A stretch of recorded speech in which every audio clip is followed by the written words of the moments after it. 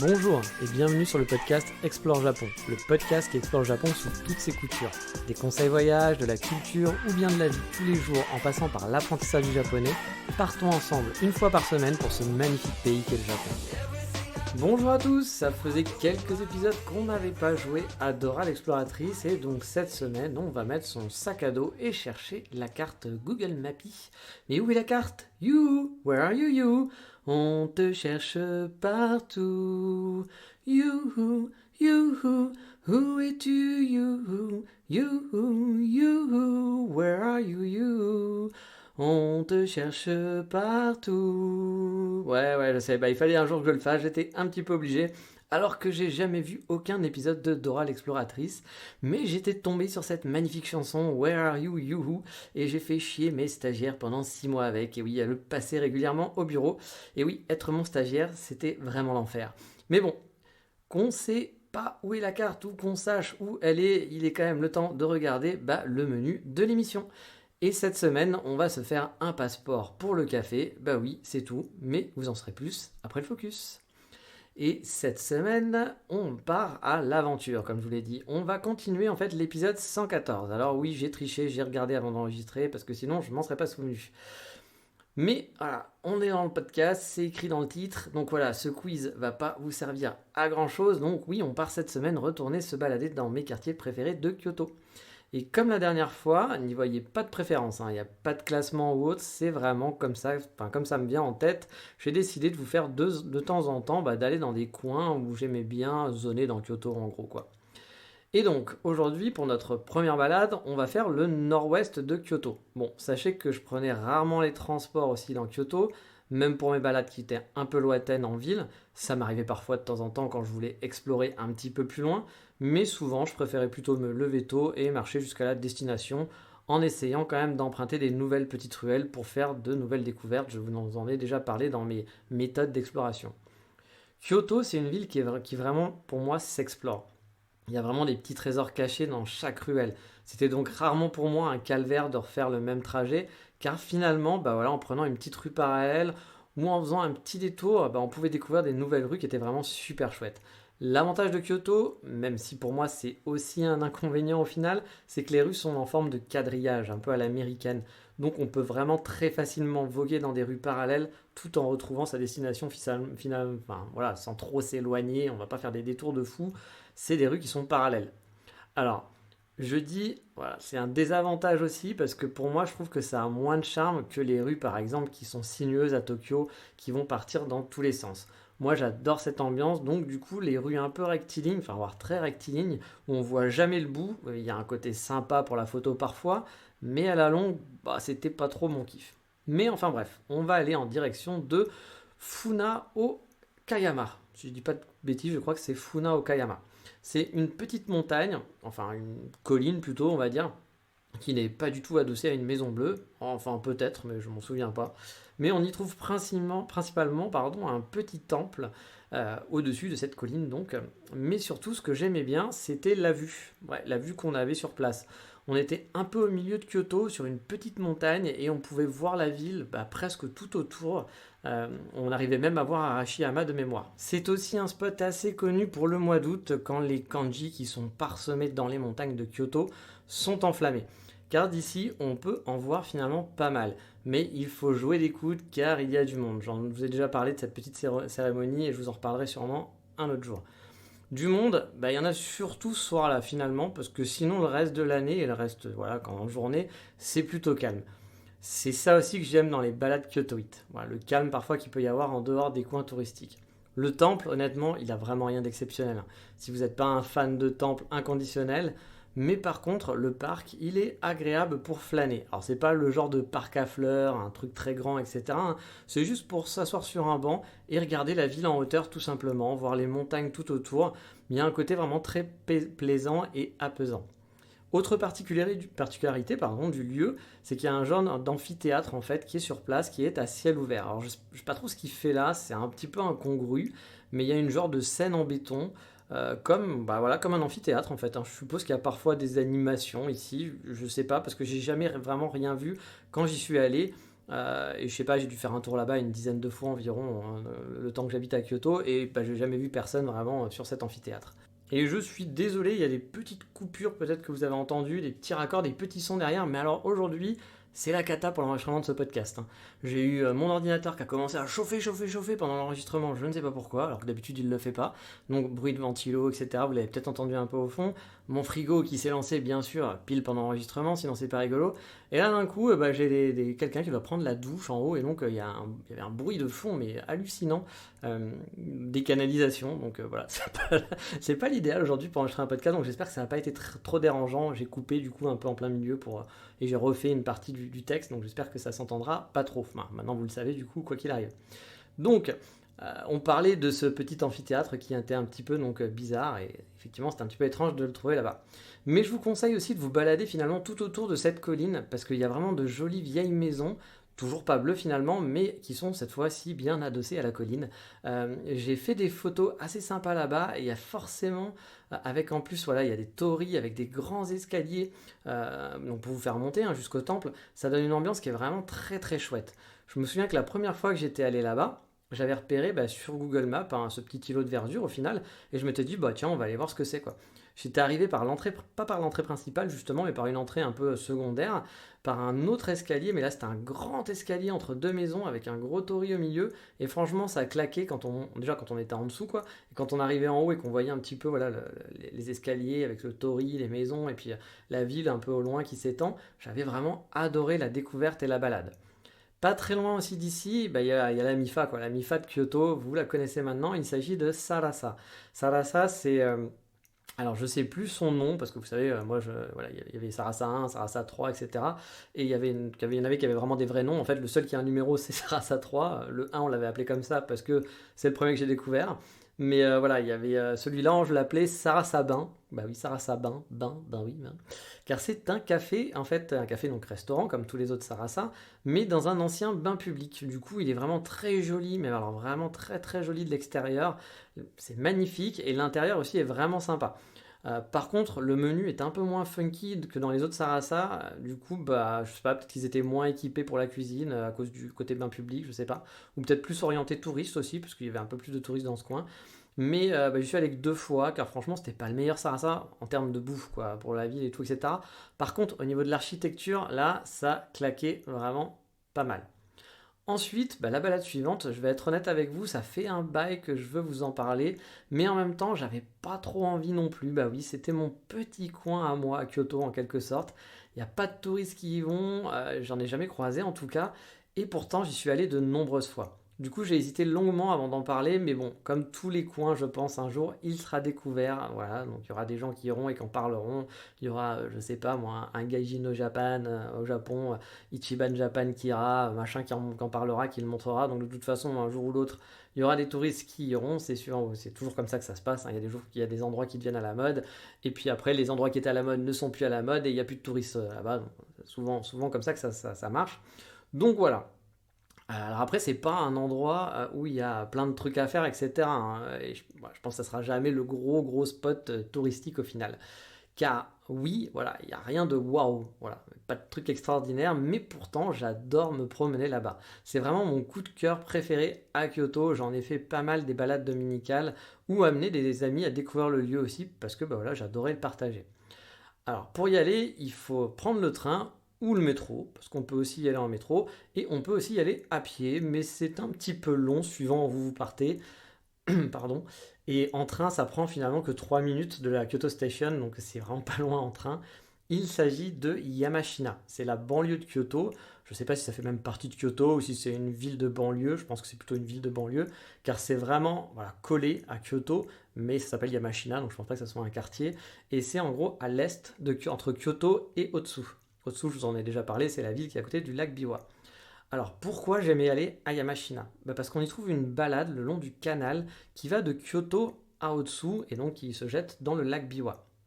C'est un canal qui est connu, qui est très réputé pour on l'appelle, je crois que c'est le canal Biwako, il me semble, qui est très connu parce que du coup, voilà, il y a beaucoup de cerisiers en fleurs, il y a souvent des spots photos, etc.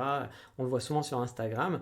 Et souvent les gens vont à Otsu pour faire en fait les photos. Alors que perso, bah moi, de tous les lieux de ce petit canal, bah, ce que je préfère c'est la partie Yamashina. Je trouve que c'est 10 000 fois plus joli. Le canal, en plus, donc voilà, c'est une balade qui peut être, c'est le long d'un canal, et la balade elle peut être assez longue si vous le faites en entier. Faut compter, ouais, 40 minutes, 1 heure de marche, je pense, en prenant son temps. Et ça peut être beaucoup plus long si on explore un peu les alentours et qu'on prend vraiment bien son temps. Et tout le long du canal, bah, il y a des petits temples qui peuvent être intéressants à visiter. Mais vraiment, pour moi, le plaisir, c'est juste de suivre ce petit canal. Il est en hauteur, en fait, dans la montagne. On voit donc la ville de Yamashina en contrebas.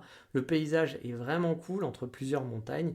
C'est un petit canal où parfois il y a des bateaux qui vont, alors des bateaux, pas des gros bateaux, hein, c'est des petits bateaux qui vont de Kyoto jusqu'à Otsu. C'est des bateaux pour touristes, hein, voilà. Encore une fois, c'est pas des gros bateaux, ça va être un genre comme des genres de bateaux mouches, mais en version petit, quoi. Et le long du canal, bah, vous avez plein d'arbres, voilà, c'est la forêt. Par exemple, pour vous dire, j'ai déjà été en tête à tête avec un cerf qui était mais magistral. J'ai pu faire une photo rapide au smartphone, j'avais kiffé. Car en fait, voilà, juste à côté, il y a aussi le tombeau d'un empereur qui est donc inaccessible, qui est juste à poser au canal. Et du coup, bah, je pense que voilà, le cerf, il faisait sa vie, et donc il était juste un petit peu en hauteur. Et c'était mais genre super beau. Le must, c'est d'y aller en automne pour moi. Le canal est encore plus magnifique. J'ai fait des photos de ouf là-bas. Et surtout, bah, j'appréciais parce que, en plus d'être un coin joli, c'est bah, super calme. En gros, vous allez croiser qui? Vous allez croiser bah, quelques joggers. Vous allez croiser surtout des vieux papis et des mamies qui font bah, comme moi leur petite promenade du dimanche. Il n'y a pas de touristes, vraiment, que des locaux. Et quand je dis vraiment des locaux, c'est des locaux parce que pour en avoir parlé avec des amis japonais de Kyoto, bah souvent ils étaient jamais allés sur ce canal, ils le connaissaient même pas. Et il y en avait même pourtant qui me disaient qu'ils avaient vécu leur enfance, qu'ils étaient, voilà, ils étaient nés, ils avaient vécu à Yamashina, mais connaissaient pas spécialement ce coin, ils s'étaient jamais baladés là-bas, ce que je trouvais quand même assez surprenant. Parce que Yamashina, c'est pas une grosse ville non plus où il y a plein de trucs à faire. C'est pour ça que c'était un peu mon petit trésor. Et à chaque fois que j'ai voulu le partager, bah, les gens qui étaient avec moi, bah, eux aussi, ils ont adoré la petite balade. Et le long de ce canal, en plus, il y a un temple un peu connu, surtout pendant les Momiji que j'ai visité, qui était sympa. C'est pas le temple de l'année non plus, hein, bien sûr. Et il y a tout un quartier mormon. Alors il me semble que c'est mormon, hein. Je suis pas sûr à 100%, mais je crois que c'est des mormons. La première fois que j'y suis allé, bah, la porte elle était ouverte. Ça ressemblait à un temple, j'ai hésité, puis bah, ça avait l'air quand même assez ouvert. Et puis comme tous les temples, souvent bah, vous pouvez rentrer, etc. Donc je me suis dit, bon, on va aller voir et on va y aller à tâtons. Si on voit que c'est chez des gens, on rentre, quoi. On repartira. Mais il y avait personne, ça ressemblait, ouais, c'était pas vraiment un temple, mais ça ressemblait un petit peu, donc je savais pas trop, mais bon, c'était très joli. Et du coup, il y avait quelqu'un qui faisait quand même, je crois, la première fois que j'y suis allé, qui faisait du jardinage, et il m'a rien dit. Je me suis dit, bon, bah ouais, je vais continuer. J'avançais vraiment doucement, hein, en attendant que quelqu'un me dise, non, non, tu peux pas être ici, qu'est-ce que tu fais là? Mais bon. Donc j'ai avancé, j'ai continué. J'ai fait des super photos parce qu'il y avait des momiji qui étaient magnifiques, il y avait des reflets dans des vitres, etc. Enfin, j'avais kiffé ce moment-là, j'avais vraiment adoré. Puis bah, j'y suis retourné du coup une deuxième fois avec cette fois mon binôme Kyotoïde pour lui montrer, bah, voilà, parce que j'avais vraiment adoré ce coin-là. Et bien pareil, là il y avait personne. Du coup, bah, on est rentré dans ce petit temple, on a fait tout le tour, on a pris notre temps, parce que vraiment on a pris notre temps, on discutait, etc.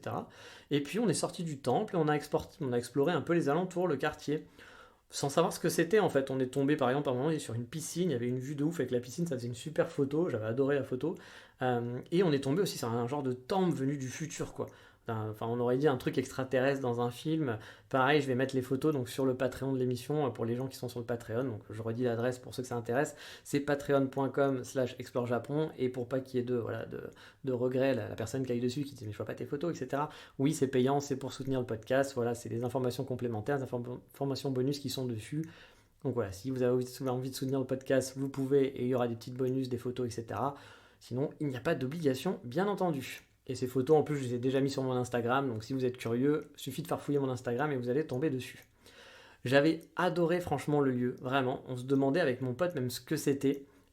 Et j'ai découvert par la suite en fait que c'était donc un temple. Alors je sais plus, à l'époque j'avais regardé, mais je sais plus si c'est mormon. Je suis plus totalement sûr, mais c'est un truc dans le genre en tout cas. Et bah, un jour, j'y suis retourné, voilà, comme d'habitude, hein, parce que j'avais dû y aller au moins 3 ou 4 fois, je pense, puis jamais personne ne m'avait rien dit. Et puis j'avais pas ramené plein de monde, hein, juste une fois j'ai ramené un binôme, mais sinon j'avais jamais ramené plein de gens avec moi, genre en mode guide touristique. Hein. J'essayais toujours d'être un peu, voilà, un peu, vous me voyez pas, j'étais discret, etc. Mais voilà, un jour, bah, je suis tombé sur quelqu'un qui avait été vraiment super désagréable avec moi. C'est un vieux papy qui devait bah, du coup être mormon aussi, qui me demandait si j'étais de la congrégation. Alors au début, je comprenais pas trop parce qu'il parlait en japonais, puis il parlait très vite. Donc au bout d'un moment, je comprends qu'il veut que je parte, quoi, que ouais, je suis pas forcément le bienvenu, qu'il est pas content que je sois là. Donc bah, voilà, bon, mais ça dure un petit peu, hein. On essaye de parler, il fait mine de pas comprendre, mais il continue de me parler, moi je comprends pas trop et j'essaye de lui expliquer que je parle pas très bien japonais, etc. Et au début, en fait, il voulait un peu me dire, bah tiens, viens voir les pamphlets, les machins et tout, etc. Puis j'étais là, je fais non, non, moi ça m'intéresse pas, je me balade juste, etc. DJ Sampo, Sampo Ishimas, etc. Et au bout d'un moment, j'ai senti que ça l'énervait un peu et qu'en gros, bah, soit j'adhérais un peu à son truc mormon, soit ça lui plaisait pas. Et vu que j'étais pas vraiment dans ce trip-là, puis de toute façon, je comprenais pas vraiment ce qu'il me racontait, hein. Donc voilà, c'était un peu un truc un petit peu weird, donc je comprends qu'il faut que je m'en aille, que voilà, ça lui fait pas plaisir. Donc bah, dans ces cas-là, moi je veux pas faire chier, donc bien sûr, je commence à partir et aller en direction inverse. Donc je m'en vais, mais c'est vrai que moi, encore une fois, j'étais venu 4 5 fois et personne ne m'avait jamais rien dit. Donc je trouvais ça quand même un petit peu bizarre. Et donc sur le chemin du retour du temple, parce que j'étais au bout du temple, plutôt de sortir par la porte principale, bah, en fait, je me suis dit, bah tiens, je vais sortir là, ça va, comme ça sort encore plus vite, et je vais prendre la rue parallèle. Parce que, bah, vous voyez, les petites allées sur le côté, je vous avais dit, c'était le quartier qu'on avait visité avec mon pote, etc. Il y a des autres rues, etc. Et pour moi, ça sortait du temple. Et c'est là que j'ai compris que c'était pas bon, tout ce que j'avais compris, que tout le quartier en fait était mormon. Parce qu'avant je le savais pas, je pensais que c'était juste c'était cette petite église-là qui était mormon, il y avait un truc et tout, mais j'avais pas compris que tout le reste l'était aussi. Car le petit vieux, quand j'ai commencé à m'embarquer dans la petite ruelle pour sortir finalement, est devenu mais fou de rage, mais vraiment, hein, parce qu'il me suivait depuis le début en fait, à chaque fois que moi j'avançais lentement et je voyais il était derrière moi et en gros il m'accompagnait quelques mètres derrière moi quoi, pour voir si je m'en allais bien quoi. C'était pas du tout discret, hein, mais voilà, j'avais bien compris le truc, donc je me suis dit, bon, voilà, il a peur que je reste, je sais pas, etc. Donc, encore une fois, hein, je suis pas chez moi, je m'en vais, y a pas de souci, mais pour moi, bah, voilà, je sortais du temple. Mais là, non, là, il est devenu vraiment, mais fou de lui, il était fou de rage. Et au début, bah, j'ai pas compris, parce que je me suis dit, mais je sors du temple, donc bon, je suis dans le quartier, qu'est-ce que ça peut te faire? Je suis sorti du temple, voilà. Et puis là, il me disait, ah non, non, puis il commençait à gueuler, il me poussait, etc., pour que j'aille dans l'autre sens. Vraiment, j'étais en train de me dire, mais qu'est-ce qui se passe? C'est la première fois en fait que j'ai eu un japonais, que j'ai eu un problème avec un japonais finalement. Jamais aucun japonais m'a gueulé dessus ou fait quoi que ce soit. Et il voulait que je sorte par l'accès principal, quoi, pour ne pas revenir du tout dans le quartier. Et donc j'avais pas fait gaffe non plus qu'il y avait bah, qu'un accès en fait à tout le quartier. Moi je pensais qu'il y avait d'autres rues qui permettaient d'y aller dans ce quartier, mais effectivement on pouvait y accéder que par l'entrée principale du temple. J'avais pas fait attention à ça. Même la fois où j'étais avec mon ami, qu'on était revenu, je n'avais pas fait gaffe qu'on était revenu par la même sortie finalement. Et bah, j'avoue que ce jour-là, je l'ai très très mal pris perso, parce qu'il m'a vraiment mal parlé, mais vraiment il a été vraiment très désagréable, alors que perso j'ai obtempéré. Mais bon, je pense qu'il pensait que je voulais resquiller, que j'avais pas capté sur le moment, etc. Bah, moi j'avais pas capté que le reste du quartier faisait partie des Mormons, donc pour moi je sortais du temple, donc j'étais là en train de dire mais pourquoi il s'énerve, enfin là il est relou, enfin voilà, il pète couille quoi, ça va, oui j'ai compris, il faut pas être là, je m'en vais, pas de problème, mais bon après tu me laisses faire ma vie quoi. Mais bon, voilà, après j'ai compris, en cherchant, etc., j'ai compris qu'en fait tout le quartier était mormon. Bon, après, je trouve ça quand même bizarre que tout un quartier soit inaccessible. Ça reste un pays libre, hein, donc normalement qu'on puisse pas rentrer dans un temple, d'accord. Là, c'est tout un quartier, hein, il y a, je sais pas, 7 8 rues qui sont comme ça. Bon, un peu bizarre, mais bon, après voilà, les religions parfois sont un petit peu étranges et sont pas forcément toujours très sympathiques, sont pas forcément toujours les gens les plus sympathiques. Mais bon, mis à part ça, bah, la balade le long du canal est vraiment un de mes trucs préférés à Kyoto. Il fait clairement partie de mon top 3, voire c'est peut-être mon top 1, surtout pendant l'automne et pendant les sakura, c'est pas mal aussi. Et pour finir cette journée de balade, donc cette petite mes coins préférés. Bon, par contre, je vous dis journée de balade, mais tout de suite vous oubliez de faire les trois la même journée parce que un, ils sont pas du tout à côté, et de deux, ça prendrait trop de temps, voilà, pour tout faire. Donc on va aller dans l'est de Kyoto, qui est pas très loin finalement du pavillon d'argent que j'aime pas beaucoup spécialement pour ma part, car je l'ai visité pendant mes premières vacances au Japon et c'était blindé du touriste. Bah, on faisait la queue leu en fait dans le temple, c'est-à-dire qu'il y a un petit chemin, un chemin guidé, et on était tous à la queue leu à faire et moi je déteste faire ça, j'ai aucun plaisir à faire ça. Et du coup, bah, j'avoue que j'ai pris un peu en grippe. C'était un des premiers trucs que j'avais visité à Kyoto. Et je l'avais pris un peu en grippe, quoi. Je m'étais dit, mais c'est de la merde, c'est nul. Enfin, moi, si Kyoto, c'est ça, tout Kyoto, ça va pas me plaire, quoi. Donc, j'avoue que je suis jamais retourné après depuis, hein, parce que j'avais pas du tout aimé, du coup. Mais on va dans un coin qui est bah, pas très loin de ça, mais il n'y a pas de touristes non plus. Et en fait, c'est plusieurs temples qui sont côte à côte, voire face à face, on va dire. Donc, j'adore ce coin vraiment, car il y a des ambiances vraiment qui sont différentes, tout en étant très proches. Et le premier des temples, bah, il est sur une colline, car mine de rien, bah, comme il y a quelques collines en plein milieu de Kyoto, hein, je vous en ai déjà parlé d'une autre tout à l'heure, et bah, là aussi, elle est encore surélevée sur une colline. Là, vous avez une vue qui est pas trop panoramique par contre, parce qu'il y a beaucoup d'arbres, on voit pas grand chose. Par contre, vous avez une vue directe sur le fameux kanji principal de Kyoto dans les montagnes, le fameux kanji qui est enflammé une fois par an et qui est le kanji principal. Il y en a plusieurs dans les montagnes, mais celui-là, c'est la marque de fabrique de cette fameuse fête. Là aussi, le temple n'a vraiment rien d'exceptionnel. C'est plus la petite balade sur la colline qui est chouette finalement. Je vous mettrai des photos comme d'hab sur le Patreon, je vous ai dit. Et ce que j'aime bien aussi sur cette petite colline, outre le quartier tout autour, là aussi je vous invite à pas juste arriver par un point et repartir toujours par le même point, mais essayer de perdre du temps à faire tout le tour du quartier, à essayer les différents points d'entrée si vous avez le temps. Par exemple, si vous décidez d'y retourner une deuxième fois, essayez de passer par un autre endroit tout simplement. Moi, finalement, c'est souvent ce que je faisais. Quand un lieu me plaisait, j'y revenais, mais en tentant d'explorer, par exemple, en arrivant au nord du quartier, par exemple, en arrivant dans un coin différent, plutôt que d'arriver au sud, parce que d'habitude, on arrive au sud, etc.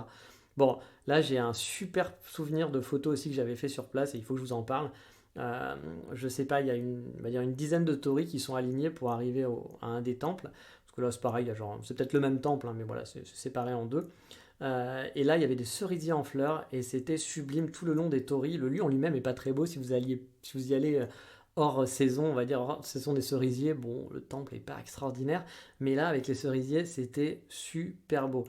Je le savais pas, moi j'étais pas allé exprès, c'était juste une balade parce que j'avais l'habitude de me balader là-bas. Donc je me suis dit, tiens, un jour je passais par là, je me suis dit, tiens, je vais me refaire la petite balade là-haut. Et du coup, je suis tombé là-dessus, sur les cerisiers, et c'était vraiment super beau. C'est un des plus beaux spots photos que j'ai eu pour faire des cerisiers. Et franchement, j'y suis encore allé, comme je vous dis, par hasard, et c'était vraiment cool d'être tombé dessus. Et juste en face, il y a un autre temple que j'aime beaucoup, mais, je vais le garder pour une prochaine fois, car j'adore passer du temps là-bas, et qu'on a déjà fait pas mal de temps sur cette émission, et qu'il est temps de passer, vous le savez maintenant, à l'instant moment.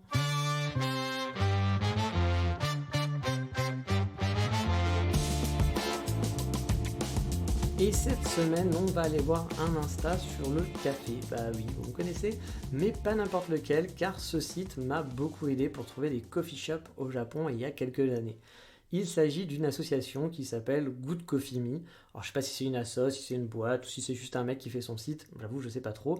Mais je sais que parfois ils font des events avec des roasters japonais. Moi j'avais participé à un sur Osaka, où ils étaient venus avec des roasters de Tokyo. Du coup j'étais comme un fou, parce que j'avais pu boire du glitch. Ça fait longtemps, moi j'adore le café de glitch à Tokyo, donc j'avais pu boire leur café là-bas sur Osaka.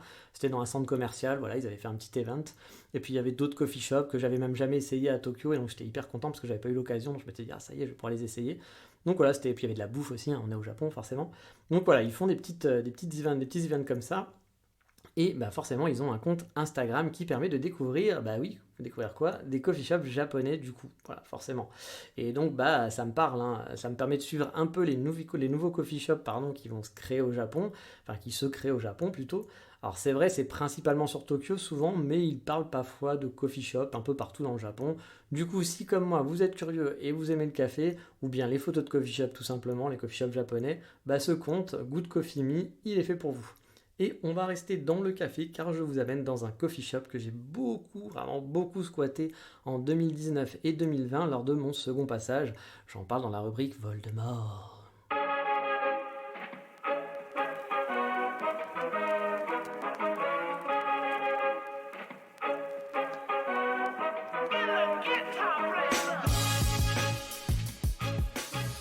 Et ici, c'est pas Paris. Bah non, et pourtant on est ici. Enfin, on est à Here, car oui, le coffee shop s'appelle Here, donc comme ici en français, en bon français. Et il a été ouvert en 2019, si ma mémoire ne me joue pas des tours. Il est donc vraiment neuf, c'est tout neuf et plutôt grand dans le centre de Kyoto. Bon, c'est pas le centre totalement, mais il se trouve entre le centre et le Shotengai de Sanjo dont je vous ai déjà parlé, donc il est quand même très très central. Lors de mon deuxième passage, j'habitais vraiment en plein centre de Kyoto, encore plus que pour mon premier appartement, et j'étais à peine à 15 minutes à pied du café, donc c'est pour vous dire que c'est très central.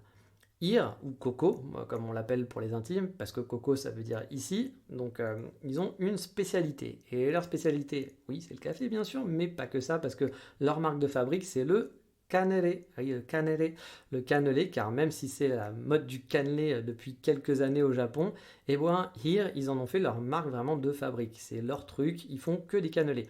Quand vous êtes un coffee shop, il y en a tellement dans toutes les villes au Japon qu'il faut parfois jouer du marketing pour pouvoir se démarquer et faire un peu de pognon. Et Here, eh ben, ils ont tout compris. C'est épuré, c'est du bois mélangé avec du béton, quelques plantes ici et là avec des jeux de lumière pour avoir de jolies ombres sur les murs grisonnants. Pour faire des jolies photos, eh ben vous vous en doutez, c'est prisé par Megumi et Juichi pour faire de jolis selfies avec des cannelés sur son gobelet de café, quoi, sur son petit gobelet de café. C'est parti pour le selfie et c'est genre, c'est super, voilà, parce qu'on kiffe. Au Japon, on adore faire des photos. Et ils sont pas mauvais en plus. Pas les photos et les selfies, hein, mais les cannelés. Car les cannelés, bah, j'en ai bouffé au Japon et il y en a des vraiment pas top. Voilà. On dit souvent que les Japonais, ils arrivent à sublimer les goûts. C'est pas pas tous les Japonais subliment tout. Hein, voilà. Il y en avait qui étaient quand même pas top, mais bon, en France aussi, hein, j'en ai mangé des pas bons. Hein. Mais là, franchement, ils faisaient bien le job, ceux de chez Here. C'était pas super cher, en plus, je crois de mémoire, c'était genre 300 yens de cannelé. Alors, vous allez me dire, ouais, 300 yens, c'était quoi? Ça dépend, ça peut être 2,50 € ou 3 €, je sais plus, dans ces eaux-là. Ça peut être très très cher pour un prix d'un cannelé, mais pas tant que ça, parce qu'au Japon, souvent, ce genre de conneries peut se vendre très très cher. Un tout petit truc peut se vendre très très cher, parce que c'est français, parce que c'est de la pâtisserie. On joue un peu sur le côté, regardez, c'est luxe, c'est français. Ben là, non, ça, c'était des prix quand même qui étaient corrects. Et quand on arrive dans le lieu, déjà, c'est vraiment cool. Il y a une grande baie vitrée en bois coulissante. Vous voyez vraiment l'ambiance japonaise. Il faut faire coulisser la porte. Bon, ce qui est assez marrant, ça m'est arrivé plusieurs fois, de voir des Japonais. Parfois, les Japonaises aiment bien faire les niaises. Alors, je ne sais pas si c'est fait exprès ou pas. Enfin, là, si c'était fait exprès, je sais que souvent, il y a des Japonaises qui aiment bien faire les niaises pour que Juichi soit content et se sente fort à côté de sa jeune dulcinée. C'est vraiment un jeu auquel il joue, c'est assez rigolo. Bien sûr, c'est pas tous les Japonais, mais parfois ça se voit, quoi, vraiment. Et bah, ça m'est arrivé plein de fois de les voir comme des cons à pas réussir à ouvrir la porte, quoi. Et ils sont là en train de se dire, ah, comment ça s'ouvre, comment ça s'ouvre. T'as envie de te dire, bah mec, c'est quand même un des trucs du Japon, quand même, les portes coulissantes sur le côté, je sais pas, c'est comme un classique de chez vous, quand même. Donc, mais du coup, c'est très très joli. Enfin, moi, j'adorais déjà juste la devanture. Le café, là-bas, c'était surtout des cappuccinos que je prenais perso parce que il faisait pas de filtre, comme le fameux V60 ou bien de la Chemex. Il y avait juste ce qu'on appelle un batch brew. Et le batch brew, en gros, c'est un café filtre qu'ils ont préparé en avance et qu'en gros, ils gardent au chaud. Du coup, souvent, c'est quand même moins bon, c'est moins cher aussi. Alors là-bas, ça l'était pas forcément, je crois. Mais normalement, c'est moins cher. En tout cas, en France, si on fait du batch brew, ça sera moins cher qu'un café fait main. Là, par exemple, à Strasbourg, un batch brew, ça va être 2,80 € et un café V60, ça va être genre dans les 4 €. Donc, vous voyez la différence de prix. Mais ce qui est normal parce que bah, il n'est pas fait main tout de suite. Forcément, ça perd un petit peu de ses arômes et de la qualité du café si vous aimez bien le café. C'est peut-être comme moi, quoi. Voilà. La salle, elle était vraiment très grande et c'était vraiment un truc chouette, ça. C'était parfait pour moi parce qu'il y avait une très grande table, mais vraiment, on pouvait être au moins entre 12 et 15, je pense, autour de cette table. Une grande table, genre un peu table en béton, quoi. Avec, il y avait des prises électriques et des prises USB qui étaient mis quasiment bah, toutes les deux places. Donc pour le nomade que j'étais qui bossait avec son laptop, c'était vraiment parfait. Je pouvais même sortir mon iPad, me faire un mini bureau, quoi. J'avais mon laptop, mon iPad à côté, etc. Avec les deux claviers, etc. Enfin, voilà, je me faisais comme, j'étais comme chez moi, quoi. C'était assez cool. Mais parce que bah, voilà, il y avait de la place. Il y avait tout simplement, il y avait quand même énormément de place avec cette grande table. On faisait rarement chier le voisin, sauf bah, les week-ends, effectivement, il y avait énormément, beaucoup de monde. Le café était plutôt bon, le capou était franchement cool, les cannelés, comme je vous l'ai dit, ils étaient chouettes, franchement, j'avais plaisir à les manger. Et pour bosser et boire son café, bah pour moi, c'était parfait, c'était l'endroit parfait. En 2020, du coup, je suis resté pas mal d'heures à squatter là-bas. Le midi aussi, ils faisaient des genres de buffets. Alors, c'était pas donné au niveau du prix de mémoire, et j'ai rarement vu beaucoup de gens l'utiliser. C'était genre un genre de buffet froid avec des légumes, des pâtes, mais ça m'a jamais tenté. Je crois qu'ils étaient adossé à un nouvel hôtel aussi, donc peut-être qu'il y avait, je sais pas moi, un petit deal avec genre les hôtels, l'hôtel envoyait des clients pour manger le midi là-bas, et eux ils avaient un prix parce que ça faisait partie, je sais pas, dans la location du lieu. Alors, je sais pas comment ça marchait, mais voilà, il y avait rarement de toute façon du monde qui mangeait le midi sur place, et puis on n'y allait pas franchement pour ça parce que ça donnait pas spécialement envie non plus, et c'était quand même très cher, je me souviens ce buffet. Hein. Non, franchement, on allait à Ir pour manger le cannelé et pour boire un petit café. Et puis, si vous vouliez autre chose, voilà, un niveau pâtisserie, bah voilà, fallait pas aller là-bas parce qu'il n'y avait que des cannelés. Le proprio du lieu, en plus, fait de super photos. Vous pouvez aller voir leur compte Insta aussi, qui s'appelle, je pense, Ir Kyoto, parce que si vous tapez juste Ir, vous allez avoir du mal à le trouver. Et il fait des photos qui sont super chouettes. Alors c'est vrai que c'est tout souvent redondant, mais il met vachement en avant les lattés, les ice latte avec le café qui se mélange avec le lait dans un verre transparent et puis le petit cannelé au-dessus. Voilà, il a bien compris le marketing, voilà, il a compris le truc. C'est un ancien manager de Arabica, la fameuse marque au pourcentage de Kyoto, qui a été créée à Kyoto et qui cartonne dans la ville et qui maintenant voilà, cartonne dans le monde entier. Il y en a même à Paris, des Arabica maintenant. Donc c'est le petit pourcentage, vous avez peut-être croisé qui n'est pas un des meilleurs cafés non plus du monde hein, pour autant. Mais voilà, au niveau marketing, les mecs, ils ont été hyper balèzes et lui, il a bien compris ça et il l'a continué dans son propre coffee shop. Parce que je pense que voilà, il a voulu quitter l'ancien coffee shop où il n'était pas propriétaire, mais je pense qu'il était manager, pour créer son propre café. Il a même pris plein de gens de l'équipe. Par contre, il y avait un truc qui était pas top dans ce café, et je suis désolé, ça va prendre un petit peu de temps, toutes ces histoires, mais je suis obligé parce que c'est vraiment un de mes moments préférés de Kyoto. Parce que dans ce café, moi, les gens, avec une autre amie, mon amie Vola, on les appelait la team sourire. Et vous allez comprendre pourquoi. Mais déjà, on va se mettre dans l'ambiance. Parce que oui, enfin plutôt l'ambiante, on va dire. Parce que la musique, c'était genre la musique ambiante, lancinant, répétitif, du genre...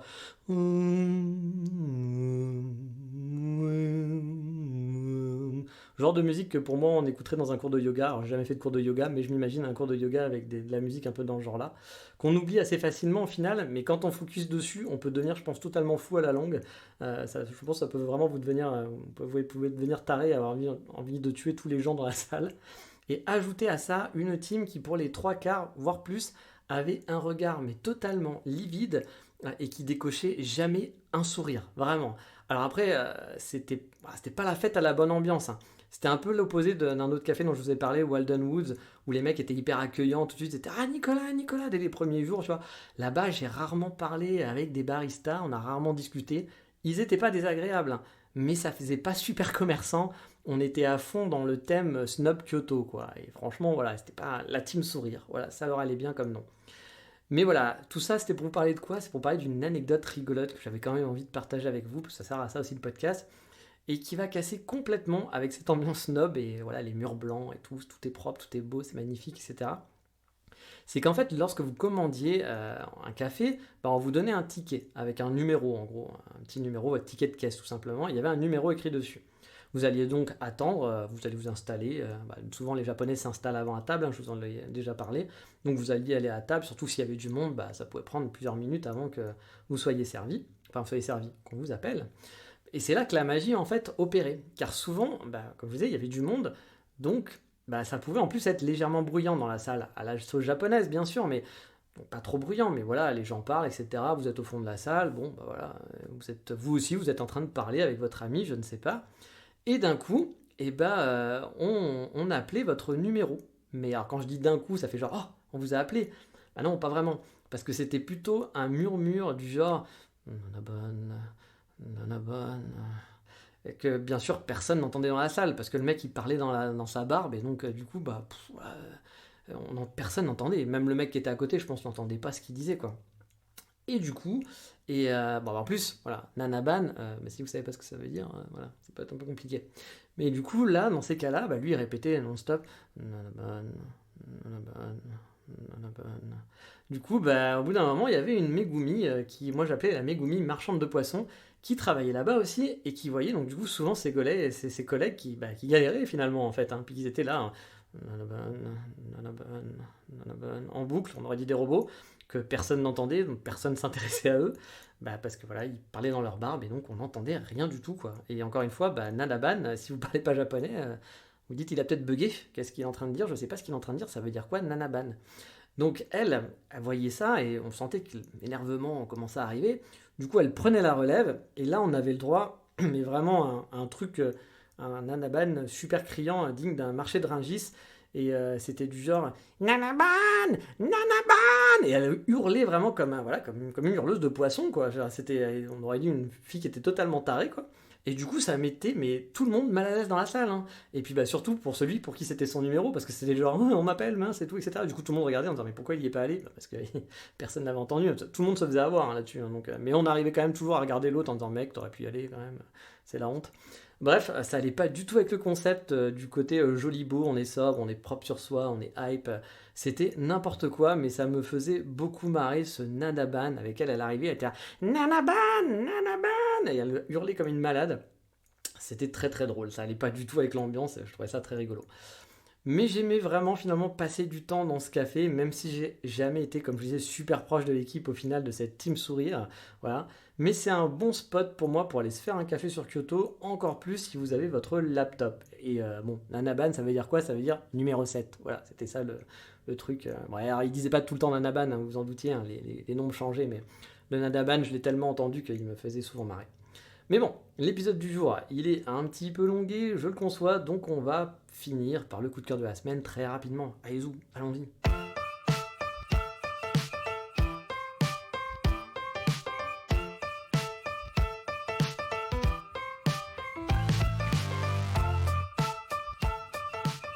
Et cette semaine, mon coup de cœur, c'est pour mon passeport. Alors oui, certes, c'est chelou, voire très chelou, mais je vais remettre un peu le contexte. Moi, je suis un gars qui prépare, qui organise, qui prévoit des plans A, des plans B, des plans C, des plans D, de tous les plans que vous voulez. Bref, j'ai déjà un peu préparé toute ma vie. Voilà. Non, c'est pas vrai, mais j'ai préparé un petit peu quand même mes prochains mois, mes prochaines années, avec différents plans pour aller vivre au Japon, comment je vais vivre ma vie de nomade, quels sont les différents plans que j'ai pour pouvoir vivre au Japon. J'en ai plusieurs, voilà, j'ai plusieurs pistes, donc voilà, j'essaye d'explorer, de m'adapter, etc. Donc là, vous le savez, je suis un peu nomade, donc si tout va bien, rien n'est gravé dans le marbre, bien sûr, mais encore une fois, si tout va bien, je devrais partir, croisons les doigts, pour mars prochain, pour l'Asie, pour le Japon. En tout cas, dès qu'ils vont ouvrir les frontières. Si tout se passe comme prévu, je devrais rester au moins 1 an et demi en Asie, voire peut-être un petit peu plus. Du coup, on va dire jusqu'en 2023 minimum, quoi. Je peux même rester 2 ans finalement en Asie au final, avant de pouvoir m'installer au Japon définitivement. Donc, on va être un peu en mode nomade. Dans ma tête, je sais pas pourquoi, mon passeport se périmait en 2023. Donc je me disais qu'il valait mieux le refaire cette année avant de partir, histoire de pas devoir revenir en France juste pour faire son passeport. Surtout que certains pays ne vous acceptent pas si votre passeport se périme dans 6 mois à partir de la date de votre entrée dans le territoire. Donc ça me semblait un petit peu indéluctable de devoir refaire ce truc-là. J'avais un peu programmé mon truc, j'avais fait mes recherches sur ce qu'il fallait faire, etc. J'ai vu que maintenant on pouvait faire des demandes en ligne, préparer son dossier en ligne, et puis après il fallait aller sur place en mairie. Vu que je suis nomade, donc je me disais est-ce qu'on est obligé d'aller dans la mairie de sa ville? Non, moi j'ai pas de ville de résidence, donc du coup c'est où? Mais non, on peut faire ça n'importe où. En tout cas à partir du moment où la ville fait des passeports. Donc voilà, j'avais fait toutes mes recherches, etc. Je m'étais même commencé à m'inscrire sur le site pour faire les démarches, donc. Et à un moment donné, sur ce site, il me demande mon numéro de passeport. J'ai donc pris mon passeport pour noter ce fameux numéro. Et là, en prenant mon passeport, j'ai vu que j'étais quand même un peu totalement con, que j'aurais dû regarder ça avant. C'est mon passeport, il expire en octobre 2024. Ce qui me laisse du coup pas mal de temps pour le refaire, car a priori, même si je reste 2 ans en Asie, plus la période des Sakura est en 2024, normalement, je pourrais d'ici là m'installer au Japon, ou tout du moins, si ce n'est pas encore le cas, je pense que je serais rentré en France à un moment donné. Donc j'aurais forcément fait un retour dans notre pays. Je pourrais refaire les démarches à ce moment-là qui vont bien, avoir un passeport tout neuf avant de m'installer. Du coup, le petit bonheur, c'est con, mais c'est que j'ai juste pas à faire cette démarche administrative. Et là, vu que je m'en suis tapé quelques-unes avec les créations d'entreprises et tout le reste, tout ce qui allait avec, je suis un peu content de un peu y aller mollo sur le côté administratif. Mais sur ce, une bonne trentaine de minutes, quasiment 40. Je pense qu'il est temps de se dire au revoir. Je vais vous abandonner donc pour cette semaine. J'espère que la balade dans Kyoto, elle vous a plu. Il y en aura d'autres sûrement. Et je vous dis donc à la semaine prochaine. Vous le savez maintenant pour un nouvel épisode. Ciao, matane, bye bye.